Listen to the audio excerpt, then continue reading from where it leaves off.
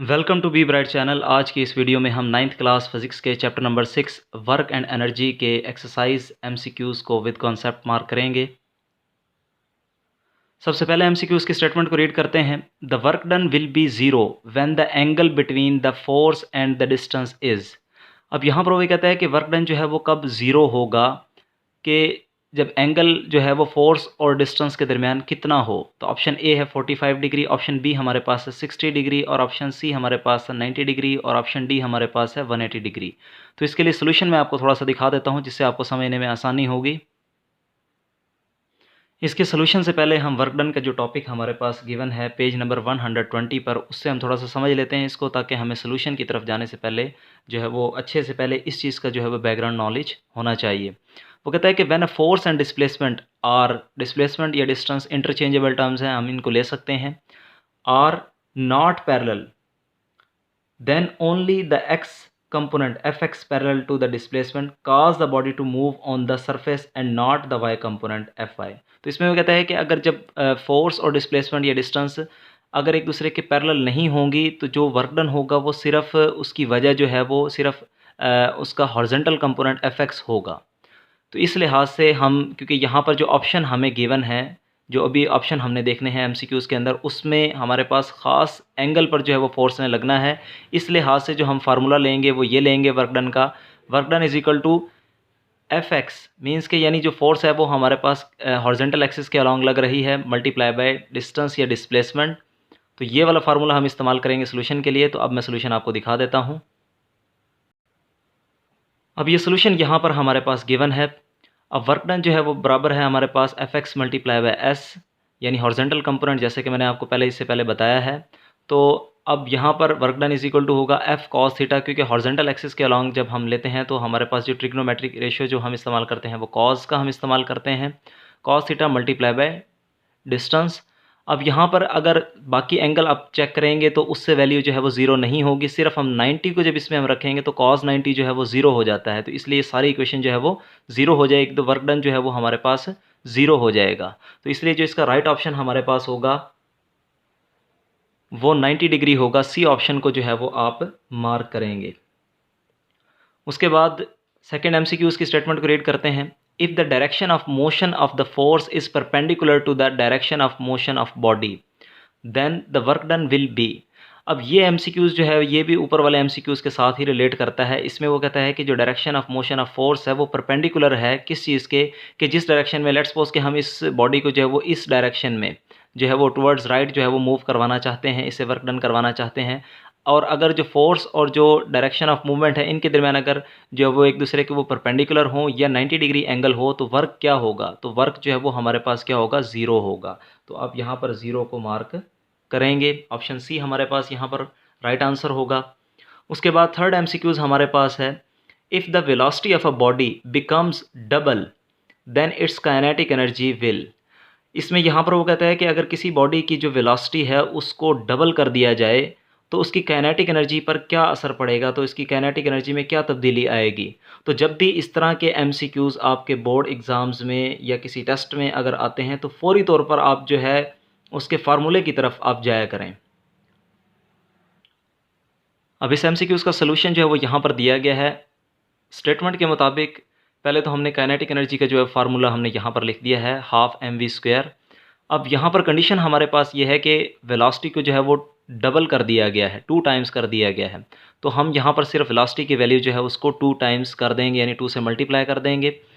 तो जब हम इसको मल्टीप्लाई करेंगे 2 से, ऊपर हमारे पास स्क्वायर भी है, जब इसका हम स्क्वायर लेंगे तो 2 का स्क्वायर हमारे पास 4 आ जाएगा और वेलोसिटी का जो है वो स्क्वायर हो जाएगा यहाँ पर। अब क्योंकि ये सारी इक्वेशन जो है वो मल्टीप्लाई की फॉर्म में लिखी हुई है और हम इस 4 को जो है वो बाहर निकाल सकते हैं, इस तरह से शुरू में ला सकते हैं। बाकी इक्वेशन को एज इट इज़ अरेंज कर देंगे। उसके बाद अगर हम देखें तो हमारे पास ये हाफ mv² जो है ये बिल्कुल यहाँ पर हमने जो ऊपर टॉप पर लिखा था ये ke यानी काइनेटिक एनर्जी के इक्वल ही है। तो यहाँ पर हम दोबारा से काइनेटिक एनर्जी जो है वो लिख सकते हैं। तो इस तरह से kinetic energy is equal to 4 times of kinetic energy हो जाएगी हमारे पास, अगर हम वेलोसिटी को क्या करते हैं 2 टाइम्स या डबल कर देते हैं। तो इस तरह से इसका जो राइट ऑप्शन हमारे पास बनेगा वो बनेगा सी ऑप्शन, बिकम्स 4 टाइम्स। तो यानी हम यहाँ से देख सकते हैं कि अगर किसी भी बॉडी की वेलोसिटी को 2 टाइम्स कर दिया जाए या डबल कर दिया जाए तो उसकी जो काइनेटिक एनर्जी है वो 4 टाइम्स हो जाएगी। तो सी ऑप्शन को आप मार्क करेंगे। उसके बाद 6th MCQ की स्टेटमेंट को रीड करते हैं। The work done in lifting a brick, इसमें वो कहता है कि एक ईंट को उठाने में एक वर्क डन किया गया है ऑफ मैस 2 kg, जिसका मैस हमारे पास 2 kg है, through a height of 5 metre above ground will be. तो इसमें वो पूछता है कि एक ब्रिक ईंट को उठाया गया है जिसका मैस 2 kg है और उसको 5 मीटर की हाइट तक जो है वो उठाकर रखा गया है, तो उसके लिए कितना वर्क डन किया गया होगा। तो इसके लिए सोल्यूशन मैं आपको दिखा देता हूँ और साथ ही आपको समझा देता हूँ। लेट्स सपोज कि ये हमारे पास ब्रिक है जिसको हमने उठाकर एक 5 मीटर की हाइट यानी यहाँ तक जो है उसको प्लेस किया है। तो आपने एक चीज़ जहन में रखनी है, जब भी किसी चीज़ को उठाकर जितनी हाइट तक ले जाया जाता है तो जितना वर्क डन उसके लिए किया जाता है उतनी ही उसके अंदर पोटेंशियल एनर्जी स्टोर हो जाती है। तो सादा अल्फाज में हम ये कह सकते हैं जितना वर्क डन इसके लिए किया गया है वो पोटेंशियल एनर्जी की फॉर्म में यहाँ पर ज़ाहिर होगा या उसके इक्वल होगा। तो अगर हम पोटेंशियल एनर्जी अगर यहाँ से मालूम कर लेते हैं तो जितना इसके लिए किया गया वर्क डन होगा तो वो उसके इक्वल होगा। तो यहाँ पर हमारे पास स्टेटमेंट के मुताबिक मैस जो है वो 2 kg है, हाइट हमारे पास है 5 मीटर और ग्रेविटेशन एक्सेलेरेशन जो है वो इन्वॉल्व होगा पोटेंशियल एनर्जी के फार्मूला में।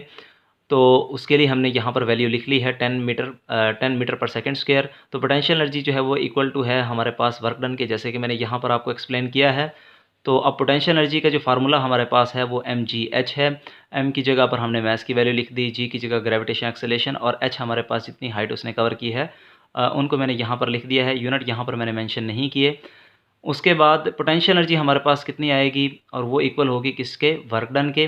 तो हमारे पास 2 मल्टीप्लाई बाई 10 20 मल्टीप्लाई बाई अगर 5 हम करते हैं तो वो हमारे पास 100 आ जाएगा और वर्क डन का यूनिट और एनर्जी का यूनिट क्योंकि सेम होता है वो होगा हमारे पास जूल। तो इसका जो राइट ऑप्शन हमारे पास होगा वो ऑप्शन डी होगा हमारे पास 100 जूल। डी ऑप्शन को आप मार्क करेंगे। उसके बाद 5th MCQs हमारे पास है the kinetic energy of a body of mass 2 kg is 25 joule, its speed is. इसमें वो कहता है कि एक हमारे पास बॉडी है जिसका मैस 2 kg है और वो जो है वो मूव कर रही है और उसकी स्पीड हमने कैलकुलेट करनी है, जबकि हमें काइनेटिक एनर्जी जो है वो दे दी गई है।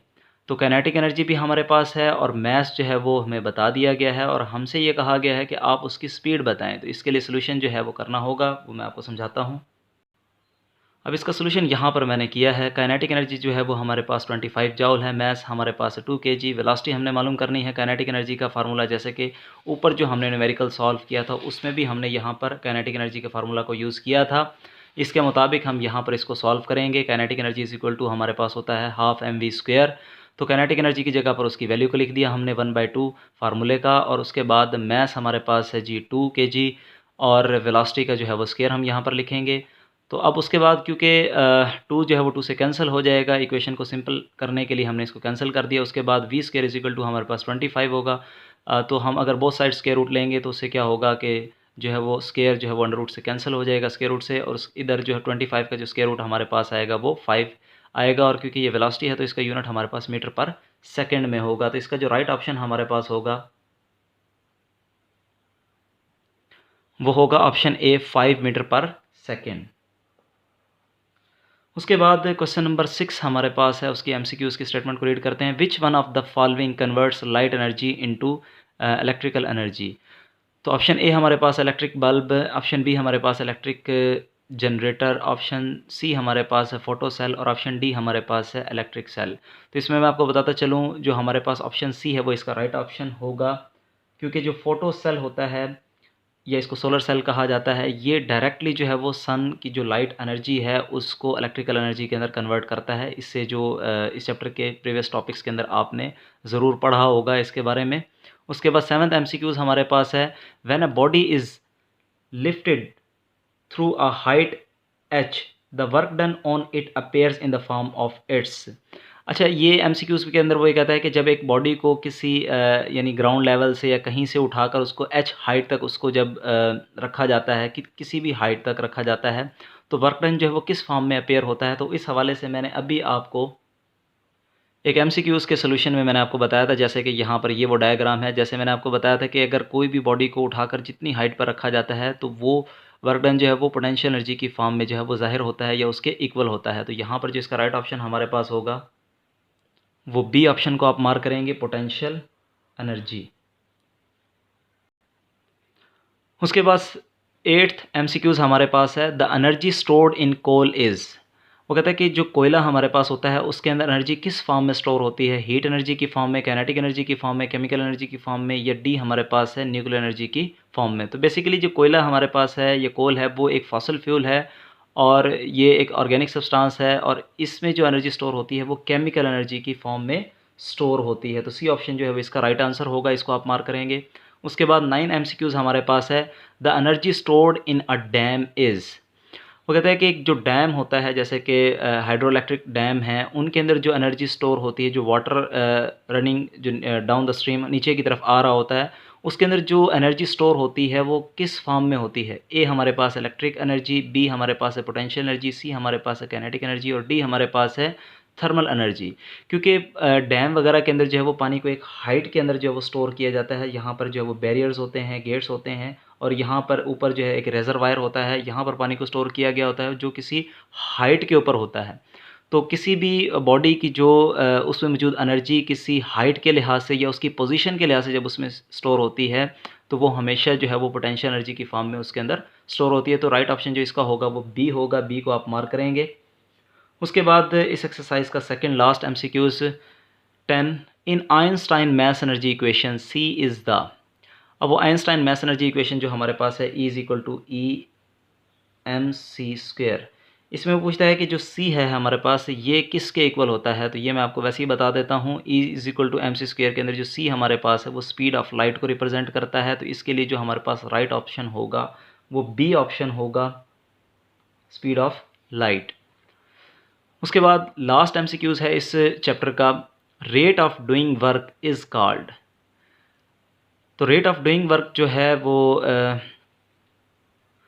तो जब भी किसी भी वर्क का जो है वो रेट लिया जाता है, या सादा अल्फाज में इसको हम कह सकते हैं विद रिस्पेक्ट टू टाइम, अगर किसी भी वर्क डन को चेक किया जाता है तो उसको कहा जाता है पावर। तो इसका जो राइट ऑप्शन हमारे पास होगा वो सी होगा, सी को आप मार्क करेंगे, पावर इसका जो है वो राइट आंसर होगा। उम्मीद है आपको मेरी वीडियो पसंद आई होगी। अगर आपको मेरी वीडियो पसंद आई है तो काइंडली मेरे वीडियो को लाइक करें, मेरे चैनल को ज़्यादा से ज़्यादा सब्सक्राइब करें और दूसरे लोगों तक शेयर करें। Thank you.